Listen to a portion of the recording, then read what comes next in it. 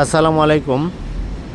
বহুদিন যাবৎ অনেকেই আমাকে কমেন্ট করে জানতে চেয়েছেন মালদ্বীপ সম্পর্কে, যে মালদ্বীপে রিসোর্টে লোন নিতে গেলে কেমন হবে, কফি শপে গেলে কেমন হবে, কার্পেন্ট্রি কাজে গেলে কেমন হবে, বা এত টাকা বেতন দিবে বলছে, এরকম অনেকেই আমাকে কমেন্টের মাধ্যমে জানতে চেয়েছেন। এখন প্রশ্ন হলো যে আপনি কি সরাসরি রিসোর্টের নামে যাচ্ছেন কি না, আপনাকে সরাসরি রিসোর্টের নামে নিয়ে যাবে কি না, সেটাই সবচেয়ে বড় প্রশ্ন। যদি আপনি সরাসরি রিসোর্টের নামে যান, সেখানে স্যালারিটা মুখ্য নয়, কারণ আপনি পাশাপাশি সার্ভিস চার্জ পাবেন। বেশিরভাগ রিসোর্টই সার্ভিস চার্জ দিয়ে থাকে।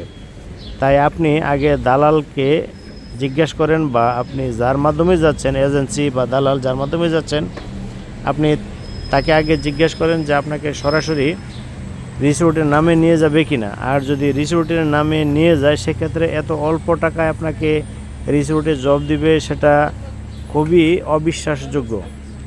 তাই আপনারা যাওয়ার আগে আপনাদেরকে দেখা গেছে অন্য ভিসায় নিয়ে তারপর আপনাদেরকে টেম্পোরারি কিছুদিনের জন্য হয়তো ওইখানে কাজ দেবে, তারপর আপনাদের কাজটা হয়তো আর থাকবে না। সেক্ষেত্রে আপনারা বিপদে পড়তে পারেন। তাই যাওয়ার আগে অবশ্যই আপনারা জেনে যাবেন, ভালো করে জিজ্ঞেস করেন যে আপনাকে সরাসরি রিসোর্টের নামে দিচ্ছে কি না। আর আপনাদের নামে যে ভিসাটা আসবে, সেটা আপনারা বাংলাদেশ থেকেও চেক করতে পারবেন যে এটা রিসোর্টের নামে কিনা, সরাসরি আপনি রিসোর্টের নামে আছেন কিনা। আবার অনেক ভাই আমাকে প্রশ্ন করে জানতে চেয়েছেন যে বলদিয়া কাজের বিষয়ে। বলদিয়া সাধারণত ক্লিনিংকে বোঝায়, আমি যতটুকু জানি। সেটা মালদ্বীপের সরকারি কাজ। যদি ওইটাও হয়, তবে আপনাদের জন্য ওইটাও ভালো, ওইটাও খুবই ভালো কাজ এবং স্যালারিও ভালো।